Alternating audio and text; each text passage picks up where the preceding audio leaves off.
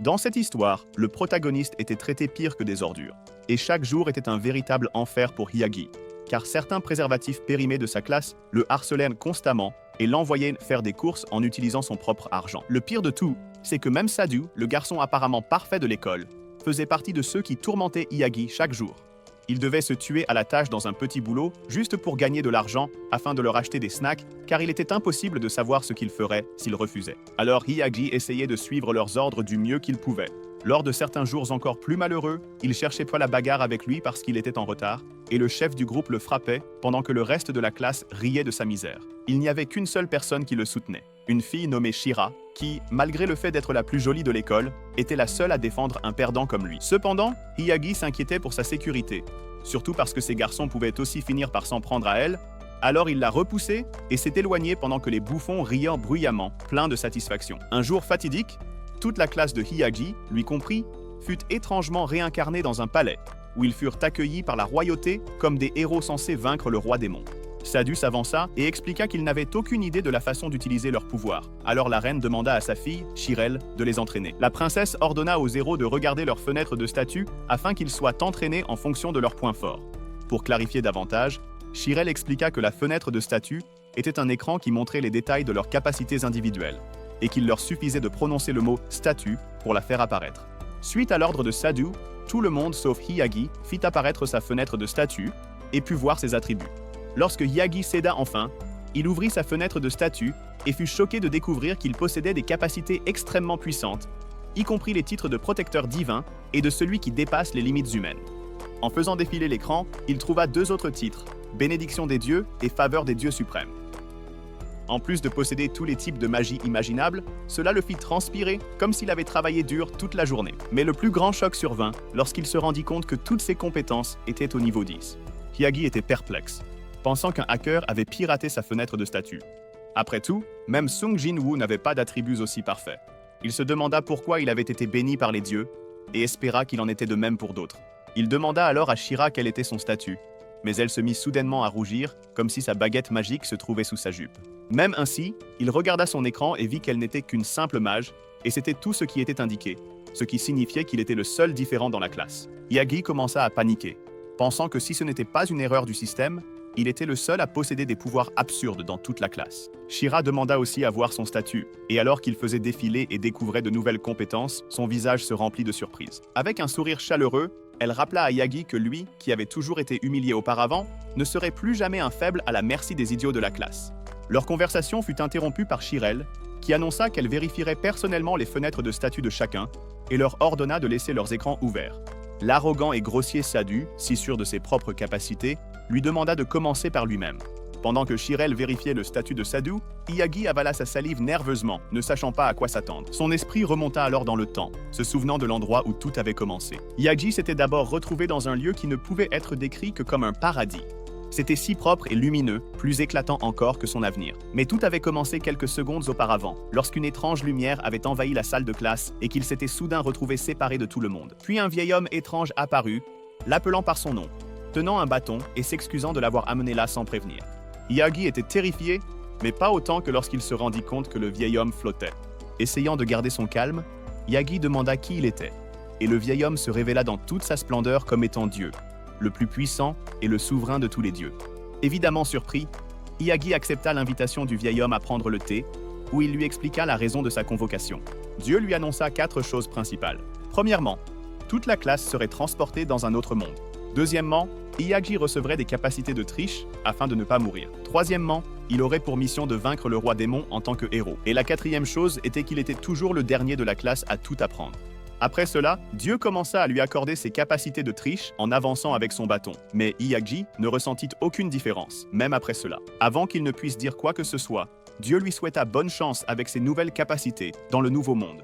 Puis le téléporta au château où il se trouvait ce jour-là, à l'époque actuelle. La princesse venait tout juste de vérifier sa fenêtre de statue, et son visage était si rouge que Hyagi demanda nerveusement si elle était simplement surprise. Cependant, elle ne dit rien, et il pensa qu'il était en sécurité puisqu'au moins il ne paraissait pas faible. Il se demanda soudain pourquoi elle restait silencieuse et voulut savoir ce qui lui passait par la tête. Mais elle répondit qu'elle n'était pas sûre que, avec autant de pouvoir entre ses mains, il ne les trahirait pas et n'attaquerait pas. Par conséquent, elle avait l'intention de l'exécuter immédiatement. Hiyagi n'arrivait même pas à comprendre la malchance absurde qui le poursuivait toujours, car il venait tout juste de recommencer une nouvelle vie dans un autre monde et maintenant il risquait d'être exécuté. Cependant, la princesse déclara qu'elle avait une proposition à lui faire et qu'elle ne révélerait pas sa force à ses parents. Il fut surpris par ce revirement soudain et lui demanda si elle n'avait pas peur de lui. Mais elle répondit qu'elle ne ressentait rien de tout cela, car elle possédait une capacité appelée clarté, qui lui permettait de voir les intentions des gens. Hiyagi, curieux, lui demanda à quoi ressemblait son cœur à ses yeux, et la princesse répondit que, bien qu'il y ait quelques zones d'ombre, son cœur était bien plus pur que celui des autres. Pour être juste, les autres héros possédaient eux aussi des capacités remarquables, mais Hiyagi était le plus fort et le plus impressionnant de tous. De plus, à part lui et quelques autres, le reste des héros avaient des couleurs très étranges dans leur cœur. Après avoir entendu cela, il comprit enfin pourquoi elle avait réagi de façon étrange envers Sadu. Elle avait vu à travers la façade du garçon parfait et avait compris qu'il était en réalité le véritable disciple du diable. Cela encouragea Hiyagi à apprendre à bien maîtriser ses pouvoirs. Plus tard dans la nuit, il fut conduit dans une chambre majestueuse, et il semble que tous les autres aient également reçu des chambres privées grâce à la générosité de la famille royale. Mais pour revenir au sujet principal, Hiyagi devait comprendre ce qui se passait avec ses statues. Il appuya sur le titre appelé « Bénédiction des dieux » et l'ouvrit, découvrant que toute la croissance de ses attributs avait été modifiée et qu'il pouvait utiliser la magie de tous les éléments. Il comprit que cela devait être les capacités de triche que Dieu lui avait accordées, jusqu'à ce qu'il voie un autre titre appelé Faveur du Dieu suprême. Ce titre signifiait que tous ses attributs étaient augmentés de façon spectaculaire. Chaque nouvelle compétence qu'il acquérait évoluerait automatiquement au niveau maximum, et il n'aurait besoin que d'un dixième de l'expérience requise pour monter de niveau. En voyant cela, il se souvint du Dieu généreux qui lui avait donné ses capacités de triche et réalisa qu'il était désormais pratiquement invincible. Mais soudain, son esprit tomba dans un tunnel sombre et il pensa qu'avec ses compétences, il pourrait se venger de toutes ces personnes malheureuses et rejetées qu'il avait harcelées à l'école. Le lendemain, il se réveilla tôt et sortit se promener dans le magnifique jardin du château avant le petit déjeuner. Il ressentit une sensation dans son dos, représentant le noyau de sa magie. Puis, il tendit le bras et créa une petite boule de feu. Il était en train de célébrer cette petite victoire lorsque la princesse apparut et lui demanda ce qu'il croyait être en train de faire. Hiyagi demanda ce qui n'allait pas et pourquoi elle avait cette expression sur le visage. La princesse répondit que c'était parce qu'il était arrivé la veille et qu'il était déjà capable d'utiliser la magie. Innocemment, il dit qu'il essayait juste des choses au hasard et que, par chance, cela avait fonctionné. Mais la princesse était extrêmement surprise, car même les sorciers les plus exceptionnels mettaient 3 semaines à lancer leur premier sort. D'un autre côté, avec les attributs de Hiyagi, ce n'était même pas si inattendu que ça. Pourtant, elle fut encore plus choquée en voyant qu'il manipulait aussi la magie de l'eau en même temps, et cela sans avoir besoin d'aucune incantation. Tout cela était également une surprise pour lui, même en s'amusant avec la magie de l'eau. Mais la princesse finit par abandonner, disant qu'elle ne pouvait plus être surprise par lui. Au départ, elle avait l'intention de former tous les héros, mais décida qu'elle superviserait personnellement l'entraînement de Hiyagi. Il était reconnaissant pour cette proposition, et elle expliqua que, malgré son apparence, elle était la plus jeune personne de l'histoire à être devenue mage de cour. C'était déjà une bonne nouvelle, mais la meilleure pour lui était qu'il aurait l'occasion de presser ses rondeurs généreuses, cachées sous sa robe. Revenant à la réalité, Hiyagi demanda s'il pouvait voir son écran de statut. Lorsque la princesse lui montra, il découvrit plusieurs compétences impressionnantes, bien qu'elle n'atteignait toujours pas le niveau des siennes. La jeune fille rougit. Elle tenta d'expliquer que ses attributs étaient excellents, même selon les standards d'un mage de cour. Donc il n'était probablement pas si impressionné simplement parce qu'il était de toute façon trop exceptionnel. Il s'excusa auprès d'elle et dit qu'il serait sous sa responsabilité. Mais à ce stade, il n'y avait pas d'autre option. Plus tard, dans la salle à manger du château royal, Hiyagi cherchait l'endroit parfait pour s'asseoir, lorsque Shira lui fit signe et l'invita à s'installer à côté d'elle. Au début, il trouva cela suspect, mais elle ne lui laissa pas le temps d'hésiter. Elle attrapa son bras et le colla pratiquement contre elle. Cela attira de nombreux regards furieux et jaloux, car Shira était la fille la plus populaire de la classe et tout le monde voulait être à sa place. Mais Hiyagi s'en fichait complètement. Il voulait juste manger. Cependant, l'un de ses harceleurs les plus effrontés s'étonna de son audace à s'asseoir à côté de Shira. Hiyagi se défendit courageusement, affirmant qu'il n'était là que parce qu'elle l'avait appelé. Malgré tout, le harceleur aux cheveux roux l'attrapa par le col et affirma que Hiyagi mentait, exigeant qu'il quitte cette chaise. Pendant ce temps, Hiyagi réalisait que ses attributs étaient désormais incroyablement élevés et qu'il n'avait plus aucune raison d'avoir peur de cet idiot. Calmement, il ordonna au harceleur de retirer ses mains de lui. Cela choqua tout le monde, y compris Sadu et l'agresseur lui-même. Le rouquin serra alors le poing et lança à Hiyagi un regard froid et sombre, bien décidé à lui casser au moins 4 dents. Il le menaça, lui disant de ne pas se croire trop fort. Mais au moment où il lança son poing, Shira intervint et empêcha Kanaki de blesser Hiyagi. Kanaki finit par reculer, mais avertit qu'il se vengerait quand même de lui. Shira vérifia si Hiyagi allait bien et il la remercia. Cependant, elle répondit qu'elle n'avait rien fait d'extraordinaire. Après tout, Hiyagi était infiniment plus fort que Kanaki, mais il n'avait toujours pas utilisé sa force contre lui, ce qui faisait de lui quelqu'un d'incroyable. Quelques jours plus tard, ils commencèrent officiellement l'entraînement spécial. La première semaine fut consacrée à l'apprentissage de la magie en classe, mais pas pour Hiyagi, car Shirel lui donnait des cours particuliers dans son jardin privé. L'une des leçons demandait à Hiyagi de toucher des cibles avec ses pouvoirs magiques. Il créa une boule de feu et toucha les 3 cibles avec une telle précision qu'il finit par tout brûler accidentellement. Cela impressionna tellement la princesse qu'elle se contenta de dire qu'il avait un peu exagéré, mais que ce n'était pas grave. Ils continuèrent à s'entraîner le même jour, et Hiyagi finit par asperger Shirel avec son eau sacrée pour la remercier du temps qu'elle lui consacrait. En réponse, elle l'invita à une dégustation de thé, ce qui le laissa complètement perplexe, car il ne comprenait pas ses véritables intentions. Cependant, les rires innocents de Shirel n'empêchèrent pas Hiyagi d'admirer sa beauté. Plus tard dans la journée, Shira demanda à s'asseoir de nouveau à côté de lui, restant toujours aussi gentille, tandis que le garçon les observait de loin, rongé par la jalousie, mais n'ayant pas le courage de créer des problèmes. 2 semaines passèrent dans ce nouveau monde, et il était temps pour Hiyagi de rejoindre officiellement ses collègues. Mais rien qu'en voyant les brutes, il aurait préféré être né comme une poubelle plutôt que de devoir travailler avec ses ratés. Il était plongé dans ses pensées lorsque la princesse lui demanda s'il ne s'entendait pas avec les autres héros. Hiyagi admit qu'il ne s'entendait pas avec eux, mais précisa que Shira était une alliée, contrairement aux autres. Rien qu'en entendant le nom de Shira, la princesse devint si jalouse qu'elle attrapa les mains de Hiyagi et les porta contre sa poitrine, affirmant qu'elle était elle aussi son alliée. Ses collègues continuèrent à s'entraîner encore un moment, et Hiyagi, s'ennuyant, finit par rejoindre Shira, ce qui rendit Shirel encore plus jalouse. 2 semaines plus tard, cela faisait déjà 1 mois qu'ils s'étaient réveillés dans ce nouveau monde. L'instructeur leur annonça qu'ils avaient désormais atteint un niveau où leurs capacités ne devraient plus être remises en question. Il annonça également qu'ils allaient affronter des monstres et qu'ils devraient donner le meilleur d'eux-mêmes. Tout le monde était enthousiaste à l'idée du combat. Ce serait leur premier défi dans un donjon, et Hiyagi était ravi à l'idée de pouvoir enfin monter de niveau, puisque tout le monde était encore bloqué au niveau 1 pendant l'entraînement. Plus tard, Shira lui demanda s'il voulait faire équipe avec elle, et Hiyagi accepta immédiatement, car les consignes étaient d'entrer dans le donjon par paire. Tout semblait parfait. Mais juste derrière eux, Kanaki apparut et dit à Shira qu'au lieu d'un perdant comme Hiyagi, c'est lui qui la protégerait. Shira répondit que seule la personne la plus stupide du monde choisirait d'être son partenaire. Cela blessa tellement l'ego de Kanaki qu'il resta sans voix pendant un instant. Shira attrapa alors immédiatement le bras de Hiyagi et le suivit dans le donjon. En chemin, Hiyagi la prévint que si elle continuait à le défendre ainsi, il pourrait se retourner contre elle. Mais Shira répondit que sa motivation était bien loin de se limiter à cela. En réalité, cela arrivait parce que Kanaki lui avait déjà fait sa déclaration d'innombrables fois, et il aurait pu remporter le prix du plus rejeté S grâce à elle. C'est alors qu'ils rencontrèrent leur premier monstre, un gobelin.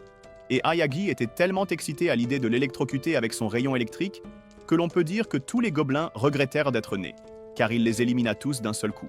Plus tard dans la nuit, dans sa chambre, il consulta la fenêtre de statue, espérant avoir enfin atteint le niveau 2 ce jour-là. Mais à sa grande stupéfaction, il avait atteint le niveau 37. C'était absurde, car il n'avait vaincu qu'environ 3 gobelins, donc il n'était pas logique d'être déjà au niveau 37. Cela ne pouvait être qu'une récompense pour son titre, Bénédiction des dieux, qui sert à modifier la croissance de ses attributs.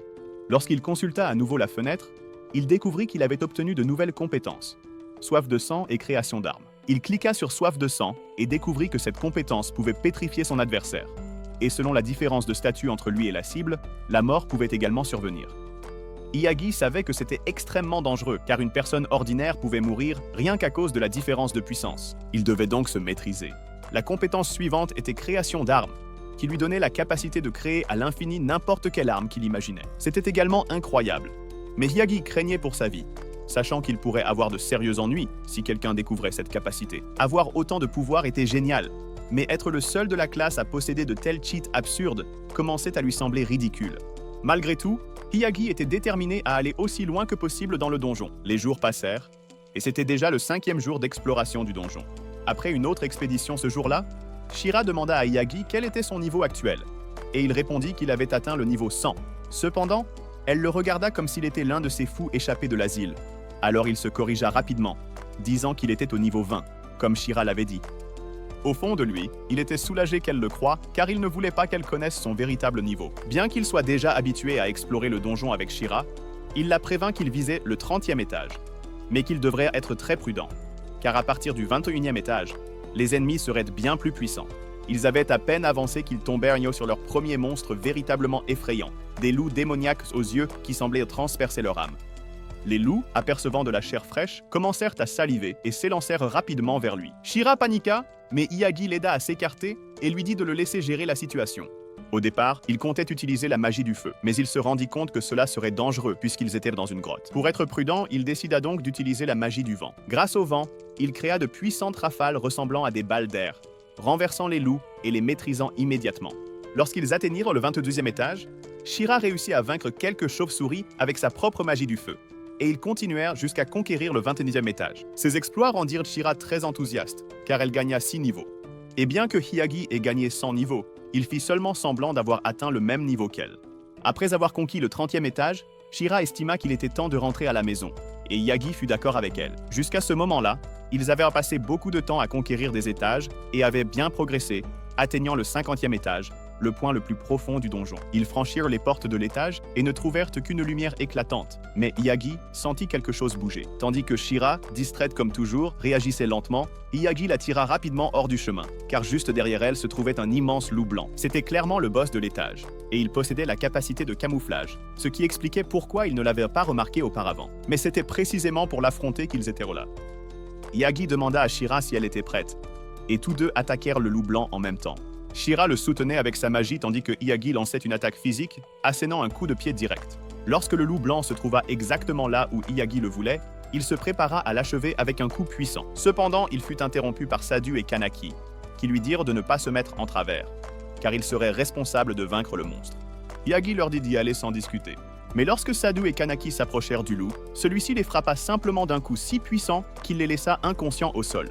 Hiyagi trouva cela pathétique, ayant du mal à croire que c'étaient les mêmes types qu'il avait harcelés autrefois. Le combat contre le loup blanc se poursuivit. Lorsqu'il chargea Hiyagi, Shira lui demanda d'attendre afin qu'elle puisse s'occuper de la créature. Elle créa alors une couronne magique de flèches au-dessus de la tête du loup, qui descendit et transperça sa peau d'un seul coup, créant ainsi la situation idéale pour que Hiyagi intervienne et porte le coup final. Dès que le loup blanc fut vaincu, il commença à disparaître progressivement dans l'atmosphère, laissant derrière lui un coffre au trésor. Il soupçonnait qu'il pourrait y avoir une récompense pour le combat qu'ils venaient de remporter. Et lorsqu'ils ouvrirent le coffre, ils trouvèrent les crocs du loup. Maintenant qu'ils avaient obtenu leur récompense, il était temps de retourner à la surface. Mais Hiyagi aperçut ces deux idiots inconscients sur le sol et décida qu'il serait cruel de les laisser derrière. Hiyagi décida donc de les porter sur ses épaules. Bien que cela ait impressionné Shira, Hiyagi avait en réalité utilisé une astuce pour alléger leur poids. Lorsqu'ils firent leur rapport au maître, il demanda ce qu'il était advenu de Kanaki et Sadu. Hiyagi expliqua qu'ils avaient été vaincus par le boss du 50e étage, qu'il avait lui-même réussi à vaincre. L'homme fut impressionné et surpris, car ce monstre était réputé impossible à vaincre, même par 5 aventuriers de rang C.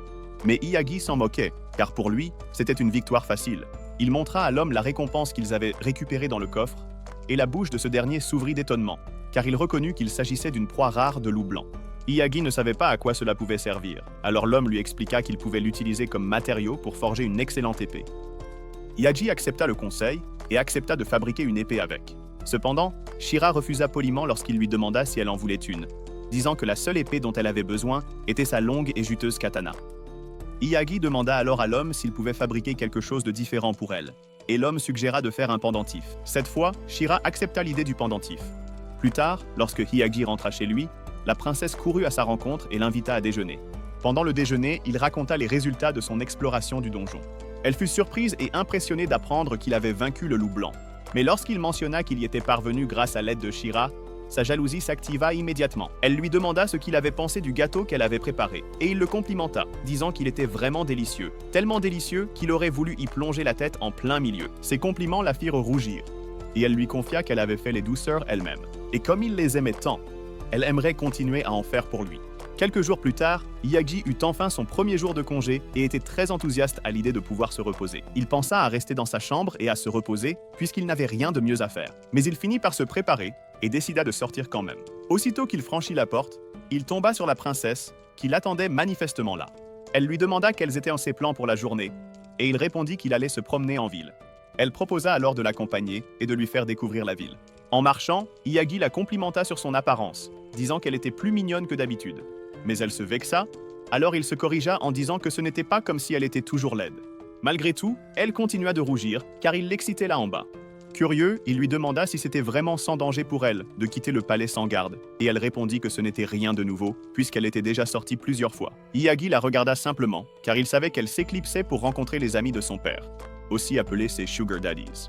Se rendant compte de ce qu'il pensait, elle se justifia rapidement, disant qu'elle ne s'éclipsait pas, qu'elle demandait toujours la permission de partir. Cela surprit Iyagi, car il pensait qu'elle avait lu dans ses pensées. Il fit remarquer qu'il semblait qu'ils étaient totalement sur la même longueur d'onde.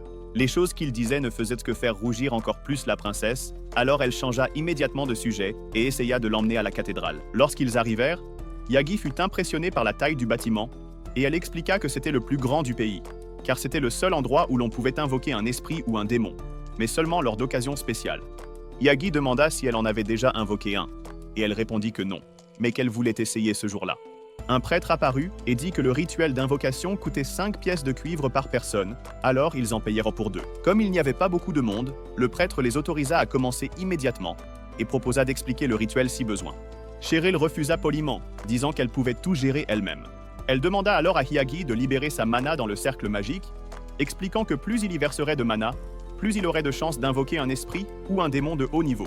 Cheryl se porta volontaire pour commencer, dirigeant sa mana dans le cercle, tout en récitant des incantations. Après un peu de fumée, un adorable chaton apparut, qu'elle nomma Misha. Iyagi fut surpris qu'elle n'ait invoqué qu'un chaton, mais elle expliqua que, dans la hiérarchie des esprits, il s'agissait bien d'un esprit, le niveau le plus élevé étant celui de Dieu, suivi du niveau empereur, puis de la superclasse, de la haute classe, et enfin de la basse classe, qui est la plus basse dans la hiérarchie. Elle déclara avec douceur que son chaton était un esprit de haute classe. Puis ce fut le tour du héros Iyagi, qui dirigea son mana vers le cercle magique et récita les mêmes mots que la princesse avait utilisés. Mais dans son cas, ce ne fut pas un chaton qui apparut, mais un ange absolument éblouissant qu'il appela Maître, et lui demanda de lui donner un nom. Sa demande le rendit fou de joie, car il aimait les jeux de rôle maître et serviteur. Mais il lui dit de ne pas l'appeler Maître, et révéla ensuite son vrai nom. Elle préférait l'appeler Monsieur, ou plutôt Papa. La princesse, en observant la scène, fut profondément choquée et surprise. Iyagi finit par nommer la dame Coco, et elle déclara qu'elle adorait ce nom parce qu'il pourrait la taquiner à tout moment quand il le voudrait. Il lui demanda si elle était aussi un esprit, et elle confirma, disant qu'elle était un esprit de niveau divin, le plus élevé parmi les esprits. Il semblait que la princesse était de plus en plus choquée à chaque nouvelle révélation. Alors il alla vérifier auprès d'elle, et elle lui murmura à l'oreille que dans le monde entier, il n'existait qu'un seul esprit de niveau divin, et qu'il s'agissait de son esprit. Cependant, Iyagi n'en fit pas grand cas, et Cheryl était tellement bouleversée qu'elle ne comprenait pas pleinement la portée de cette révélation. Mais elle lui était heureux d'avoir désormais un allié puissant, et en prenant conscience de cela, elle se calma. Sur le chemin du retour, il lui demanda si le roi accepterait le fait qu'il y ait des personnes supplémentaires qui revenaient avec eux, mais elle répondit que cela ne poserait pas de problème, car les autres héros avaient probablement eux aussi invoqué leurs propres héros. Il semblait qu'il découvrait cela à l'instant, mais le processus lui indiqua qu'il n'y avait aucune raison d'être surpris, puisqu'il restait le seul à avoir invoqué un esprit de niveau divin. Quoi qu'il en soit, il se rendit compte qu'ils attiraient beaucoup l'attention, parce que les ailes de Coco étaient très visibles. Alors il lui demanda de les faire disparaître, et à la place, elle les rendit invisibles. Il lui vint aussi à l'esprit qu'il n'avait pas d'endroit où loger Coco, mais elle répondit que cela ne la dérangeait pas de partager une chambre avec lui. La princesse, tellement jalouse et inquiète de sa position dans sa chambre, ordonna immédiatement que cela ne devait jamais arriver, car un homme et une femme partageant la même chambre étaient abominables. Il répondit que ce ne serait que pour une nuit, mais elle affirma qu'il y avait plein de chambres disponibles et, sur un ton plus bas, trouva injuste que Coco puisse dormir dans le même lit que lui, alors qu'elle-même devait se blottir contre son propre oreiller. La journée toucha enfin à sa fin, et Iyagi tomba dans son lit, heureux d'avoir autant profité de sa sortie avec la princesse, qui s'avéra être la première fois qu'il sortait avec une fille. Cheryl, quant à elle, poussa Coco dans sa chambre et lui souhaita bonne nuit tout en tombant amoureuse d'elle sur le champ. Mais à ce moment-là, il se souvint de ces deux minables et réalisa que la peur qu'il avait d'eux avait complètement disparu, et qu'il pouvait désormais atteindre son objectif de vengeance dans ce monde, car il était certain de les faire souffrir davantage. Cela lui rappela sa fenêtre de statut, qu'il n'avait pas consultée depuis un moment. Lorsqu'il l'ouvrit enfin, la plus grande surprise l'attendait.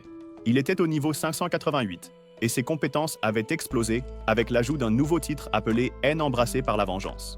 Au moment où il le toucha, il découvrit que cette compétence pouvait être activée lorsqu'un certain niveau de haine envers l'adversaire était atteint, et qu'elle augmenterait alors son statut actuel par 10.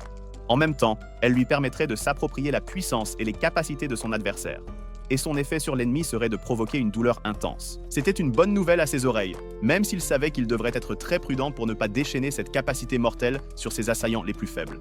Le lendemain, Shira s'exerçait à ses compétences magiques, en particulier la magie du feu, avec laquelle elle essayait de brûler quelques cibles. Elle était fière d'elle, car elle était désormais au niveau 50, sans savoir qu'elle parlait à une chèvre qui avait atteint un niveau 10 fois supérieur au sien.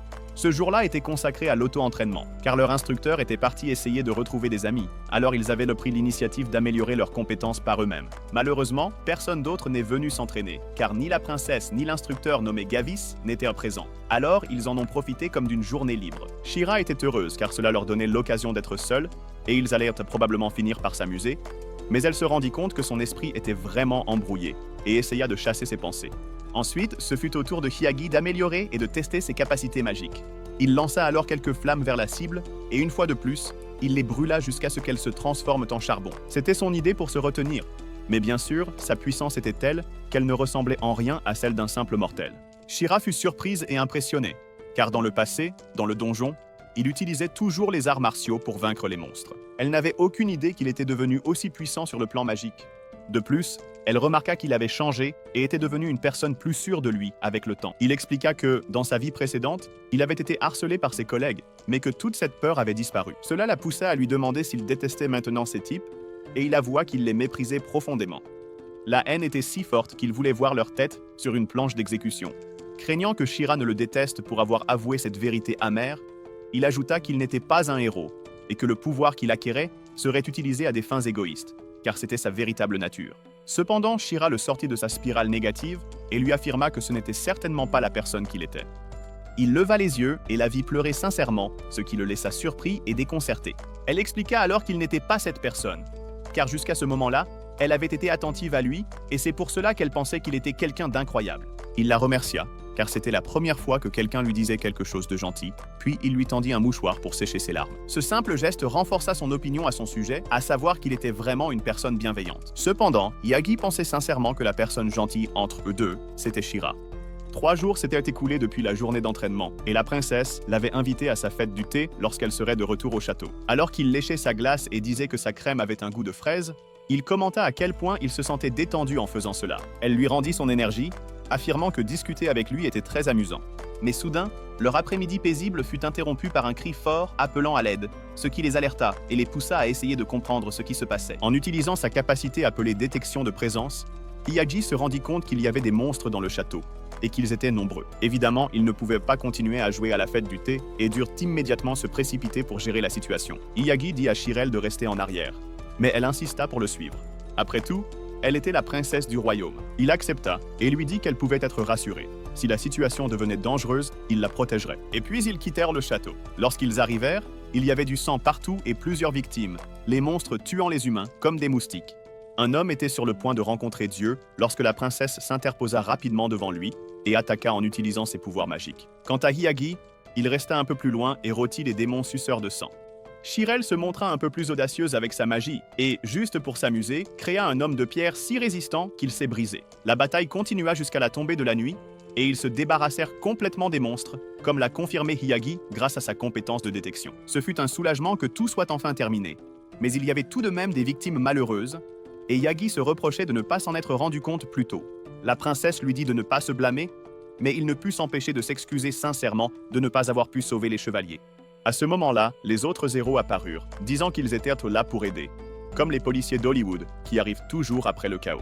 Cependant, lorsqu'ils virent qu'il n'y avait plus de monstres, seulement des chevaliers morts ou blessés, Kanaki ouvrit la bouche pour se proclamer le grand héros qui venait de découvrir que la fête était déjà terminée sans lui. Son collègue idiot, Sadhu, déclara qu'ils avaient littéralement perdu leur temps et qu'il ferait mieux de repartir rapidement. Mais Hyagi ne pouvait pas croire à leur manque d'empathie, même après avoir vu autant de morts. Il les a confrontés et leur a demandé d'au moins emmener les blessés, mais ces idiots égoïstes n'ont pas bougé d'un pouce. Le chef de la bande a dit que leur armure était trop lourde pour porter des gens, et que c'était un travail pour des moins que rien comme Hyagi. Parmi eux, She-Ra proposa son aide, et il lui demanda plutôt d'aider à soigner les blessés au lieu de les porter. Il donna les mêmes instructions à Shirel. Pendant ce temps, Kanaki et son compagnon stupide s'éloignaient lorsque Hyagi les arrêta et leur demanda s'ils se moquèrent de lui, car il ne voulait même pas aider les blessés, mais se faisait quand même appeler des héros. Sadhu lui dit d'arrêter son discours pitoyable, car l'urgence pour laquelle ils étaient venus n'avait rien à voir avec le roi démon, et que cela signifiait que ce n'était ni leur travail ni leur problème. Hyagi demanda s'ils pensaient y pouvoir sauver le monde sans sauver les gens, croyant que vaincre le roi démon était la seule chose qu'on attendait d'eux. Cependant, sa réponse mit Sadu en colère, qui devint furieux et dégaina son épée. Puis, Sadu tenta d'arracher un morceau de chair du héros Hiyagi. Mais avant qu'il ne puisse frapper, le couteau du héros Hiyagi était déjà sous sa gorge. Ensuite, Hiyagi le mit en garde sur la différence de puissance entre eux deux, et Sadu resta silencieux, l'air d'un idiot vaincu. Heureusement, l'intervention de la reine lui sauva la vie, et elle demanda ce qui se passait. Tous deux furent choqués, mais Sadu arborait un sourire malicieux et laissa immédiatement tomber son épée. Ce qu'il fit ensuite fut de lui demander de les sauver, affirmant que Hiyagi les avait soudainement attaqués et qu'il était la source du chaos. Ses mensonges et ses trahisons étaient vraiment cruels. Et pour aggraver les choses, sa position actuelle fait passer Hiyagi pour le véritable méchant. Hiyagi se sentit furieux et trahi, au point de vouloir couper la tête de Sadu, car il ne pouvait pas croire ce qu'il entendait. Il se défendit aussitôt et affirma être innocent, puisqu'il n'avait en réalité rien fait. Mais Sadu le traita de menteur et demanda aux autres héros de confirmer ses accusations sans hésiter. Le groupe de tête vide était d'accord avec lui et affirma que Hiyagi était un menteur et un traître. Hiyagi était en colère et furieux contre eux parce qu'ils étaient arrivés après la fin de l'invasion des monstres, sans rien faire pour aider. Cependant, Sadu se surpassa vraiment, car c'était un menteur pathologique. Il retourna la situation et déclara que c'était Hiyagi qui était arrivé en retard, et qu'ils étaient responsables d'avoir sauvé tout le monde.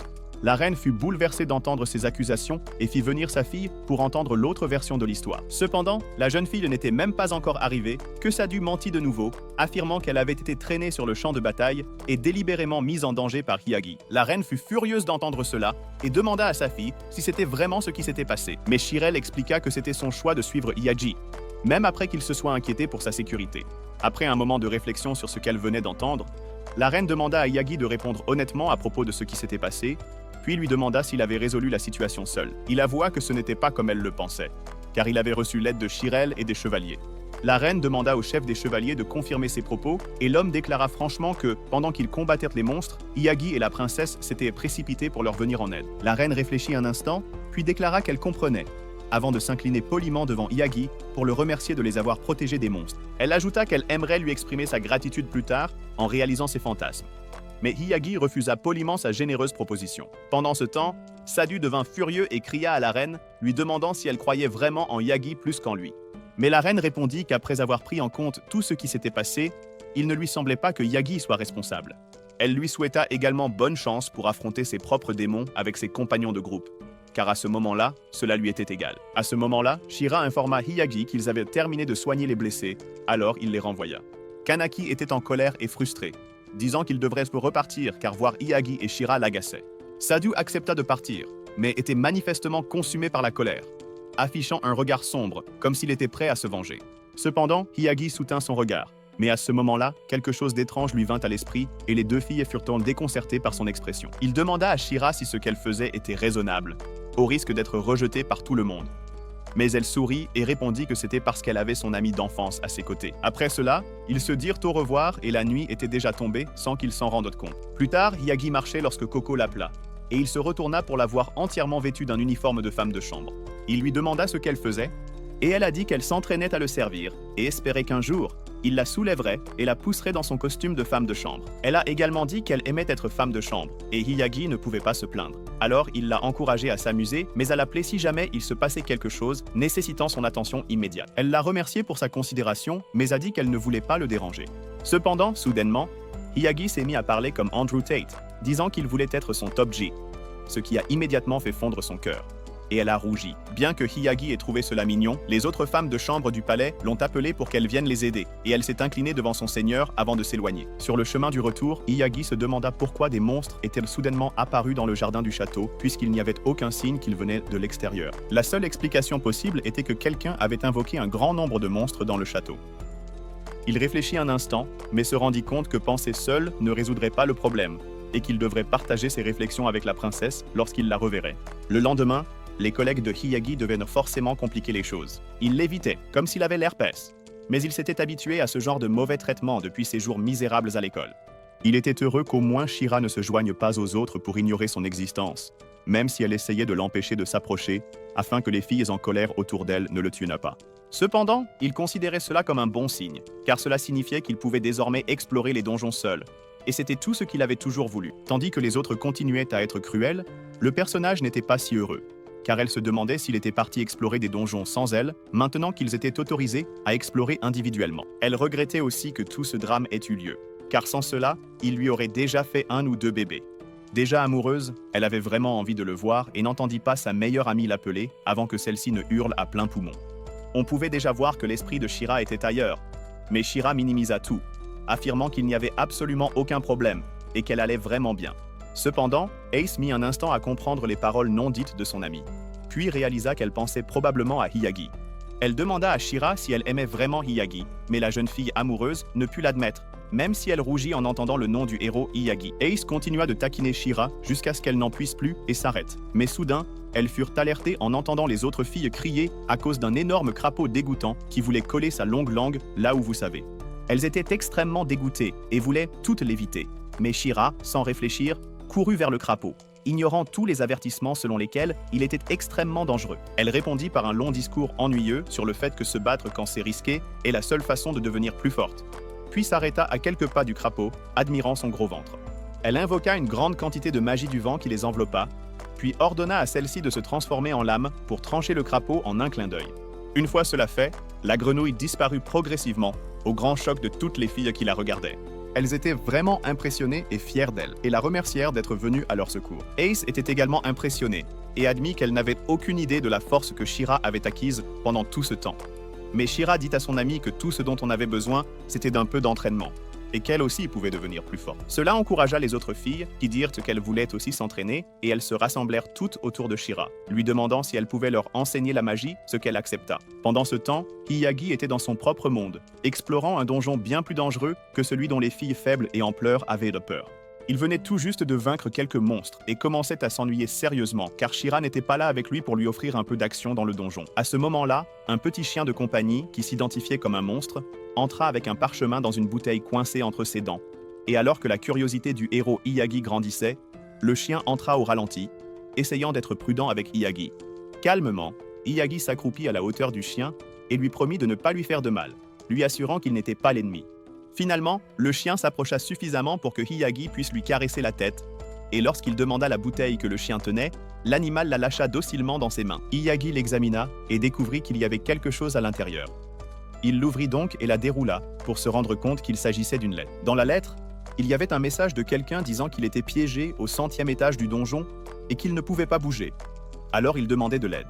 Hiyagi se pencha et demanda au chien s'il savait où il pouvait trouver la personne qui avait envoyé la lettre, et il reçut une réponse positive du chien, ce qui signifiait qu'il allait le guider immédiatement. Le chien partit comme une fusée à une vitesse tellement folle que cela fit douter Hiyagi de sa propre rapidité, et ils rencontrèrent quelques gobelins de bas niveau en chemin, mais le chien les chassa en utilisant ses pouvoirs magiques. Et d'après la façon dont le chien agissait, Hiyagi comprit qu'il valait mieux ne jamais s'en prendre à lui de toute sa vie. Le chien fit signe qu'ils étaient arrivés à destination, et Hiyagi regarda autour de lui, réalisant qu'ils étaient effectivement au 100e étage du donjon. Il observa les environs, et vit que tout l'endroit avait été réduit à un tas de décombres, et sa soi-disant princesse en détresse était introuvable. Cependant, le chien se mit à aboyer vers un point précis, et Hiyagi se demanda alors si la personne qui avait écrit la lettre se trouvait peut-être derrière la grande porte. Il tendit la main et utilisa une orbe magique qu'il avait créée pour faire exploser les décombres, dégageant ainsi le chemin jusqu'à la grande porte. Le chien continua de l'encourager. Alors il poussa la porte et l'ouvrit. Lorsqu'il le fit, il découvrit une jeune fille aux cheveux bleus, prisonnière de chaînes magiques. Il s'approcha d'elle pour vérifier si elle allait bien, car elle semblait faible ou somnolente, mais au moment où il toucha l'une des chaînes, un puissant courant électrique, semblable à une décharge, traversa ses mains. Il recula immédiatement, intrigué par les chaînes, et comprit que s'il voulait aider la jeune femme, il devrait tôt ou tard faire quelque chose à propos de ces chaînes. Il utilisa sa capacité appelée « identification de compétences » et découvrit que la chaîne était une chaîne de scellement qui scellait la première personne à la toucher. Pour briser le sceau, une certaine quantité de magie était nécessaire. Et comme Hiyagi en possédait énormément, ce n'était pas un problème pour lui. Il saisit alors immédiatement la chaîne et commença à y insuffler sa magie. Cependant, il dut en payer le prix. Et ses mains en firent les frais, car, à mesure qu'il insufflait sa magie, d'immenses niveaux de puissance traversaient son corps, lui causant de la douleur et le rendant presque fou. Finalement, la chaîne fut brisée, et la dame tomba lentement dans ses bras, mais bien qu'elle fût inconsciente, son côté sensuel avait déjà pris le dessus, et elle finit par se jeter directement dans son centre de gravité. Quelques secondes plus tard, elle reprit connaissance, et lorsqu'il lui demanda si elle allait bien, elle perdit son sang-froid. Elle se mit à trembler, mais se rendit vite compte qu'il l'avait réellement libérée. Alors elle lui sauta dessus et le remercia de l'avoir sauvé. Hiyagi ne put s'empêcher d'être charmé par sa beauté. Alors elle se présenta sous le nom de Yui et lui demanda comment il s'appelait. Encore un peu étourdi, il lui prit les mains et se présenta comme Hiyagi. Mais elle remarqua à quel point son nom était étrange. Alors il dut lui avouer qu'il venait d'un autre monde. Lorsqu'elle entendit cela, elle lui demanda si cela signifiait qu'il avait été invoqué en tant que héros, mais Hiyagi lui répondit que ce n'était pas si important à savoir pour l'instant, et qu'il avait surtout besoin de comprendre pourquoi elle était enchaînée. Alors qu'elle commençait à lui donner une réponse, son chien courut vers elle et se mit à la lécher de partout, faisant tout ce que Hiyagi aurait voulu lui faire. Il demanda si le chien était à elle, et elle répondit que c'était comme sa famille et qu'il s'appelait Pic. Ensuite, Hiyagi demanda à propos de la lettre qu'il portait, et elle lui expliqua qu'elle l'avait écrite en utilisant un clone au moment où elle avait été scellée. Cela le ramena à sa première question. Pourquoi avait-elle été scellée? Mais la fille commença à jouer à des jeux d'esprit, et finit par avouer que le courant avait été activé lorsqu'elle avait trébuché et était tombée face contre terre. Immédiatement après sa confession, elle souhaita qu'un énorme trou s'ouvre sous ses pieds pour l'engloutir, tant elle mourait de honte. Mais une fois de plus, Hiyagi dut demander si elle avait été scellée par quelqu'un ou quelque chose, et elle répondit, gênée, que oui. En jugeant par son expression faciale et à quel point elle avait l'air mal à l'aise, il se demanda si c'était ce à quoi il devait s'attendre de la part des membres d'un autre monde. Au château royal, c'était l'heure du déjeuner pour tout le monde, et Yui eut droit à un repas merveilleux, qu'elle dévora très rapidement. Elle était ravie par la délicatesse des plats, et remercia le palais royal de lui avoir servi le repas le plus délicieux de sa vie. Apparemment, elle avait été invitée au palais par Tarel et allait y rester un bon moment. En échange, Yui devait coopérer avec le groupe de héros pour vaincre le roi démon. Pendant qu'elle et Hiyagi discutèrent tranquillement, les deux autres filles bouillonnèrent de jalousie, se demandant si elle était venue leur voler leur homme. Ils poursuivirent leur conversation et étaient à deux doigts de s'embrasser, ce qui réveilla les démons intérieurs de la princesse, interrompant ainsi la discussion. Elle demanda à Hiyagi ce qui était arrivé à sa main, et il répondit que c'était le résultat d'un raid dans un donjon la veille. Puis elle se leva et commença à faire sa capricieuse, disant qu'il aurait dû lui dire qu'il était blessé pour qu'elle puisse le soigner. Elle prit ses mains et commença à lancer un sort de guérison sur sa paume, car c'était une blessure facile à soigner pour elle. Peu à peu, la lumière de guérison se posa sur ses paumes blessées et les plaies disparurent jusqu'à ce qu'il n'en reste plus aucune. Après cela, il la remercia et dit que c'était la première fois qu'il recevait de la magie de guérison, et que la magie de la princesse était si réconfortante que s'il se blessait à nouveau, il lui demanderait de l'aide. À présent, c'était au tour de tout le monde d'être jaloux de Shirel. Plus tard, Shira fit remarquer que puisque Hiyagi avait atteint le 100e étage et même sauvé Ui, son rang d'aventurier était passé à S ou plus. Ui confirma cela et dit sincèrement qu'il était un peu jaloux, même s'il ne lui restait que quelques niveaux avant d'atteindre lui aussi le rang S. Hiyagi l'encouragea, disant qu'elle y arrivait et qu'un jour, elle y parviendrait. Elle demanda s'il pouvait l'accompagner jusqu'au 100e étage, et il répondit, bien sûr, qu'elle était en sécurité tant qu'il était à ses côtés, et qu'explorer avec elle était très amusant. Cependant, cette fois, c'était au tour des autres filles d'être jalouses de Shira. Hii mentionna qu'elle avait entendu parler d'un entraînement auquel Yui allait participer, alors elle l'invita de nouveau au 100e étage, puisqu'il comptait y aller de toute façon. Lorsqu'ils prirent la décision, on aurait dit que Yui avait gagné parmi les trois filles, et la jalousie était évidente sur les visages de Shirel et Shira. Plus tard, Yui et Hiyagi étaient de retour au 100e étage, et elle abattait ces monstres comme des mouches, laissant Hiyagi impressionné par sa magie. Elle le remercia et dit qu'elle avait consacré toute sa vie à la magie, allant même jusqu'à invoquer son chien de compagnie grâce à la magie d'invocation. Hiyagi lui demanda de lui apprendre à utiliser la magie d'invocation aussi, alors elle répondit qu'il n'y avait aucun problème, mais qu'avant cela, il devrait apprendre à contrôler sa magie, car la sienne causait plus de catastrophes et de destruction sans aucune raison. Cependant, elle lui proposa gentiment de lui enseigner comment contrôler sa magie, et cette petite conversation s'arrêta là. De retour en mode jeu, ils se demandèrent tous les deux pourquoi le boss de cet étage n'était toujours pas là, malgré toute la distance qu'ils avaient parcourue. Mais Yui était certaine qu'ils y arriveraient bientôt. Hiyagi était curieux à propos du boss de cet étage et lui demanda de quel genre de boss il s'agissait. Mais Yui répondit que le mieux était de jouer et de le découvrir par eux-mêmes. Finalement, ils atteignirent une autre porte qui les mènerait probablement au boss et, ne sachant pas ce qui les attendait, ils ouvrirent les portes. Lorsque les portes s'ouvrirent, ils ne virent à l'intérieur que des piliers. Mais ils avancèrent plus loin sur l'étage et furent presque aveuglés par une lumière éclatante en entrant. Cependant, un dragon bon marché fait maison apparut au-dessus d'eux, et Hiyagi fut rempli d'excitation car il n'en avait jamais vu un comme celui-ci. Yui lui dit de ne pas baisser sa garde, même si le dragon était un dragon de bas rang.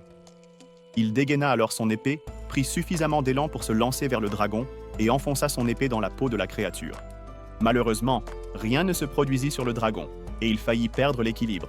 Il demanda alors à Yui ce qui s'était passé et pourquoi le corps du dragon était aussi solide que de la pierre. Elle expliqua que cela était dû à la nature résistante des écailles du dragon et qu'il aurait besoin d'une arme appropriée pour les briser. Ce n'était pas une bonne nouvelle pour Hiyagi, car il n'avait qu'une épée en sa possession. Cependant, une idée soudaine lui vint à l'esprit et il demanda à Yui de lui accorder un peu de temps. Elle lui demanda s'il avait un plan en tête, et il répondit que oui, qu'il en avait un, mais qu'il lui faudrait environ 23 minutes si elle pouvait tenir le coup. Mais elle lui sourit et lui dit de ne pas la sous-estimer. Puis elle reprit ses attaques magiques contre le dragon. Pendant ce temps, Hiyagi profita de l'occasion pour se retirer dans un endroit calme et méditer, décidant de créer une arme puissante issue de son imagination puisqu'il n'en possédait pas. Peu à peu, il entama le processus de création en utilisant la compétence appelée « création d'armes » et obtint bientôt une puissante lame divine nommée Hermès. De son côté, Yui faisait un excellent travail pour retenir le dragon. Mais elle encaissa quelques coups au passage et eut de la chance que Hiyagi arrive au bon moment. Elle lui demanda s'il avait terminé, ce qu'il confirma, la remercia d'avoir patienté, puis la rejoignit pour vaincre le dragon. Les choses devinrent sérieuses, et Yui lança de puissantes attaques de feu jusqu'à ce qu'elle parvienne finalement à maîtriser le dragon avec ses flammes. Puis Hiyagi arriva sur les lieux juste au moment où le dragon tentait de s'enfuir. Cependant, en voyant Hiyagi après que celui-ci l'eut interpellé, le dragon se jeta sur lui, et grâce à sa lame divine, il trancha la gorge du dragon. Étonnamment, ce seul coup suffit à maîtriser le dragon, qui disparut lentement. Yui était tellement excitée qu'elle sauta sur son dos et l'emmena à G-Town. Au même moment, un coffre au trésor apparut, et Yui était curieuse et impatiente de découvrir ce qu'il contenait. Étrangement, il ne s'agissait que d'un morceau de viande de wyvern, et seule Yui était vraiment enthousiaste, car Hiyagi trouvait que la viande n'était pas sûre, mais elle lui expliqua que ces coffres au trésor contenaient généralement des conservateurs, donc la viande était sans danger à consommer. Hiyagi accepta de la prendre, alors il ouvrit sa boîte à objets magiques, en sortit des meubles, les installa pour le repas et fit rôtir la viande. Pendant tout ce temps, Dieu observait Hiyagi, voyant à quel point il était toujours plein de vie et d'énergie. Mais un dieu mineur lui demanda pourquoi, en premier lieu, il avait accordé à Hiyagi, parmi tous les humains, une partie de ses pouvoirs et de sa grâce divine. Dieu répondit en demandant au dieu mineur s'il avait déjà vu la vie de Hiyagi, et ce dernier répondit que oui. Alors il lui demanda ce qu'il en pensait, et le dieu mineur répondit qu'il trouvait que le garçon menait une vie terrible, une vie misérable et pathétique, au point qu'il en était arrivé à abandonner l'envie de vivre. Cependant, le dieu mineur fit aussi remarquer qu'il y avait beaucoup de gens qui vivaient misérablement comme lui dans le monde, mais que Dieu l'avait tout de même choisi parmi tous. Dieu répondit que c'était justement pour cela qu'il s'intéressait à Hiyagi, et aussi parce qu'il voulait lui rendre quelque chose qu'il avait fait autrefois. À ce moment-là, le dieu mineur était perplexe, car il ne savait pas ce que Hiyagi avait fait. Mais le Dieu suprême prit soudain un ton de Père Noël en riant, disant qu'il y avait plus dans cette histoire qu'il n'y paraissait. Sur Terre, Yui et Hiyagi revenèrent des donjons, et Yui semblait très excité par leur réussite à avoir terminé le 100e étage du donjon et vaincu le wyvern. Lorsqu'ils approchèrent du château, Shira et la princesse les attendèrent dehors et leur souhaitèrent la bienvenue après leur exploration. Yui demanda à Shira si elle les avait attendus tout ce temps, mais celle-ci se mit soudain à bégayer car il était évident qu'elle attendait Hiyagi. Pendant ce temps, Shirel demanda s'il était blessé, mais il répondit qu'il allait bien. Yui était curieuse de savoir pourquoi Shirel était avec Shira, même si cette dernière affirma qu'elle s'était simplement croisée par hasard. Quoi qu'il en soit, Shirel expliqua qu'elle ne pouvait pas s'empêcher de s'inquiéter et Hiyagi la remercia de se soucier de lui. Mais leur mignonnerie devint vraiment insupportable pour les autres filles. Alors Yui intervint en demandant quand Hiyagi serait prêt à s'entraîner au contrôle de la magie. Shirel n'allait pas le laisser seul, alors elle demanda à se joindre à eux pour l'aider aussi. Il accepta volontiers. Mais Yui n'était pas très contente et déclara qu'il n'avait pas besoin de 2 professeurs pour lui apprendre à contrôler la magie. Il pensait qu'il serait préférable d'apprendre des 2 filles, mais Yui affirma avec véhémence qu'elle ne voulait pas de cela. Alors que les 2 filles étaient toutes tournées vers Hiyagi et qu'il appréciait leur compagnie, Shira était isolée de toute la situation. Alors elle intervint en disant qu'elle aimerait apprendre la magie de Hiyagi pendant que les autres lui apprenaient à contrôler sa magie. Cependant, les 2 filles rejetèrent la proposition et lui offrirent de lui enseigner la magie si elle le souhaitait. Alors que les 3 filles se perdèrent dans leur chamaillerie, Hiyagi était complètement perdue, se demandant quand elles étaient devenues de si bonnes amies du jour au lendemain. Pendant ce temps, Dieu observait toute la scène et demanda au Dieu créateur ce qu'il en pensait jusqu'à présent. Car avec un nouveau monde et juste un peu de pouvoir, la vie de Hiyagi avait complètement changé, montrant à quel point les humains étaient intéressants en général. Le Dieu créateur sourit et dit qu'il était lui aussi tout aussi intéressé par Hiyagi. Alors il demanda au Dieu suprême la permission d'accorder une autre capacité à Hiyagi. Dieu était curieux de connaître ses intentions et demanda. Et le Dieu créateur expliqua que c'était grâce à son pouvoir que Hiyagi avait pu créer l'épée divine, Hermès. Ainsi, pour améliorer les capacités de création de Hiyagi, il souhaitait lui accorder le pouvoir de création totale, permettant à Hiyagi de créer non seulement des armes, mais aussi des capacités et des pouvoirs magiques. Dieu y réfléchit, puis donna son accord, car il était assez confiant que Hiyagi n'utiliserait pas ce nouveau pouvoir à des fins maléfiques immédiatement. Le Dieu créateur accorda la nouvelle capacité à Hiyagi, et une lumière douce enveloppa son corps, tandis que Pik se mit à aboyer bruyamment. J'étais confus par ce qui venait de se passer, Et sa réaction alerta les filles, qui s'inquiétèrent aussitôt pour lui. Elles se rassemblèrent pour lui montrer leur sollicitude, et il eut d'abord peur, mais il sourit bientôt et les rassura en disant que tout allait bien. Yui en eut vite assez et proposa d'aller prendre le thé. Puis tout le monde rentra à l'intérieur. Mais Hiyagi restait perplexe quant à ce qui avait afflué dans ses mains. Lorsque les filles l'appelèrent à nouveau, leurs sourires adorables et leurs visages mignons firent réaliser à Hiyagi qu'il était un véritable Sigma et l'homme le plus chanceux du monde. Mais la vie n'a pas toujours été aussi belle, car d'abord, Hiyagi est né de parents qui auraient même préféré ne jamais l'avoir et qui étaient de véritables vandales, se livrant à toutes sortes de vices et n'étant jamais présents dans sa vie. Hiyagi savait malheureusement qu'il n'avait jamais été aimé par ses parents, et qu'il n'était rien de plus qu'un distributeur automatique, utile seulement lorsqu'il pouvait générer de l'argent pour ses parents inutiles. Les choses n'étaient pas meilleures à l'école, et cela rendait la vie de Hiyagi pathétique et misérable. À présent, Hiyagi venait de se réveiller d'une courte sieste, durant laquelle il avait rêvé de sa vie passée, et Shirelle l'avait doucement touché pour le réveiller, essuyant ses larmes. Elle lui demanda s'il allait bien, et c'est à ce moment-là que Hiyagi se rendit compte qu'il pleurait. Shirelle pensa qu'il avait dû faire un terrible cauchemar. Il dit qu'il rêvait encore de son passé regrettable, alors Shirelle l'encouragea à partager ses cauchemars chaque fois qu'il en avait, car au moins, elle pouvait lui assurer qu'elle serait là pour lui, même si elle ne pouvait pas faire grand-chose. Elle ajouta aussi que son seul désir égoïste était de le voir sourire à nouveau. Hiyagi esquissa un léger sourire et remercia Shirelle d'être là pour lui. Plus tard dans la journée, ils se promenèrent en ville, et Hiyagi dit à Shirelle que sa tenue lui allait très bien et lui convenait parfaitement. Et bien sûr, elle rougit jusqu'à la dernière mèche de ses cheveux. En chemin, ils allèrent rejoindre Shira et Yui, mais Shirelle voulait que ces deux-là soient emmenés comme si elles faisaient du patin à glace, directement dans la chambre de son ex, et qu'elles se retrouvent piégées avec leurs deux ennemis. Les filles s'excusèrent d'être arrivées en retard, et Shirelle demanda à Hiyagi où ils allaient en ce jour-là. Il répondit qu'il y avait un endroit qu'il voulait visiter. Cet endroit n'était autre que la guilde, car il voulait aussi obtenir une carte d'aventurier. Shira déclara qu'elle en voulait une aussi. Il y en avait donc deux. Avant de partir, Hiyagi demanda s'il fallait passer une évaluation pour obtenir la lettre, et les filles répondirent qu'il lui suffirait simplement d'écrire quelques informations sur un bout de papier. Cependant, il expliqua qu'il ne savait pas écrire dans la langue de ce monde, et Shira non plus. Alors Yui et Shirelle proposèrent de les aider.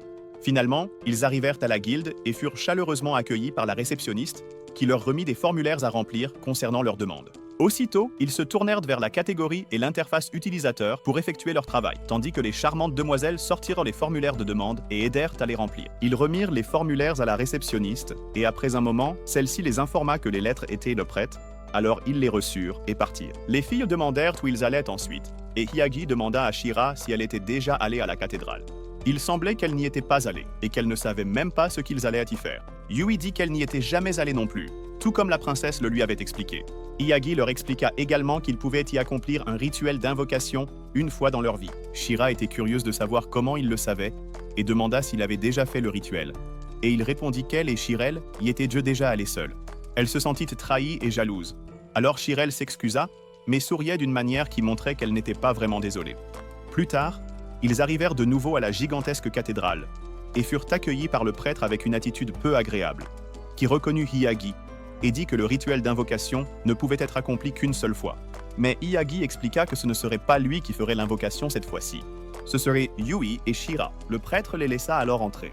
Shira fut la première à entrer, se plaçant à l'intérieur d'un cercle magique et récitant les mêmes mots que tout le monde. Tout le monde attendait avec anxiété de voir ce qu'elle allait invoquer. Elle se pencha et ramassa un petit chien mignon que la princesse expliqua être un esprit mineur. Ils lui demandèrent de donner un nom au chien et elle l'appela Sora. Quelques secondes plus tard, un brouillard dense emplit la pièce et un autre esprit apparut au centre du cercle magique. C'était un autre esprit de niveau impérial, un rang en dessous de celui de Hiyagi. Les filles étaient assez impressionnées car il n'existait que 4 de ces esprits dans le monde entier et Hiyagi fut lui aussi surpris. Mais au moment où il ouvrit la bouche, l'esprit demanda s'il avait conclu un contrat avec une certaine personne. Il comprit rapidement que cette personne était Coco et confirma qu'il avait effectivement passé un contrat avec elle. Cela rendit l'esprit heureux, car il pensait que Coco serait présente. Cependant, Hiyagi expliqua que Coco n'était pas là, mais qu'elle travaillait comme domestique au château royal. Cela laissa Yui confuse et en colère, ne comprenant pas pourquoi Hiyagi parlait à l'esprit. L'esprit expliqua que c'était parce que Hiyagi avait conclu un contrat avec un esprit encore plus puissant qu'elle.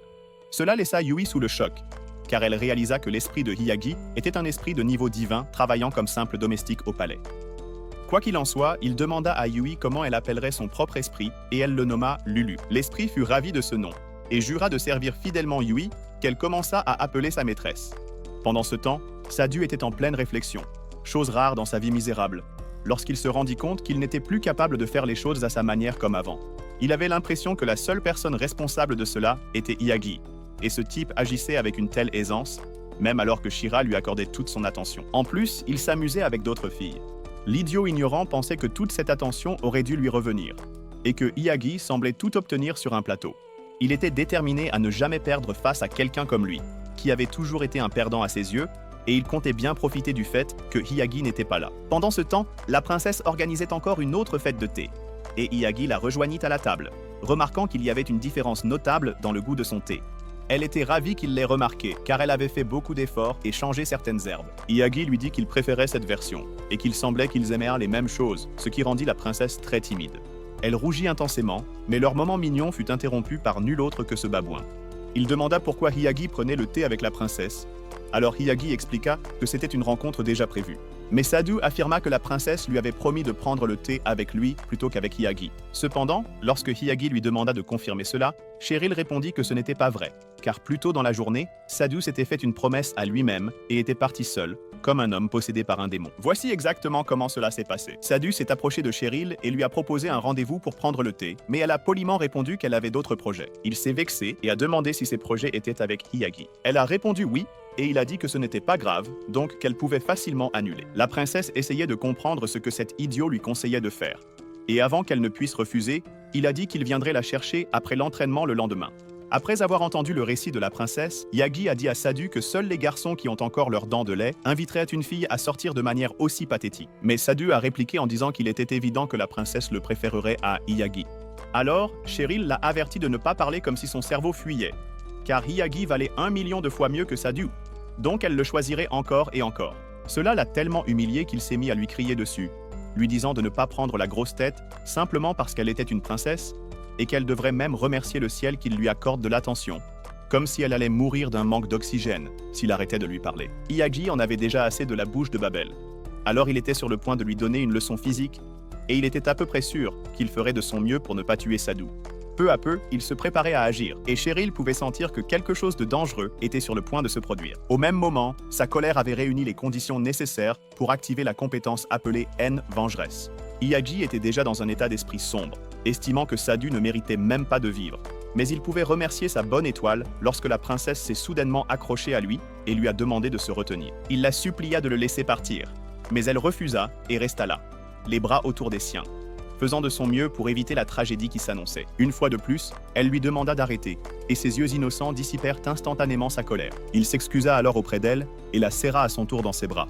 Pendant que les deux amoureux se montraient tout mielleux devant lui, Sadhu fut submergé par la colère et sortit lentement une épée de sa boîte magique. Il tenta alors de les poursuivre. Cependant, Hiyagi bloqua l'épée d'une main, tout en gardant son autre bras autour de Cheryl. Il le repoussa simplement jusqu'à ce qu'il tombe sur le dos et perde connaissance en quelques secondes. Mais Hiyagi se rendit compte que cet idiot ne méritait pas le titre de héros, car il avait tendance à utiliser ses pouvoirs contre les autres pour des raisons égoïstes. Cheryl fut immédiatement d'accord avec lui. Alors Hiyagi proposa d'utiliser sa capacité de création pour dépouiller le perdant de tout, sauf de ses capacités d'origine.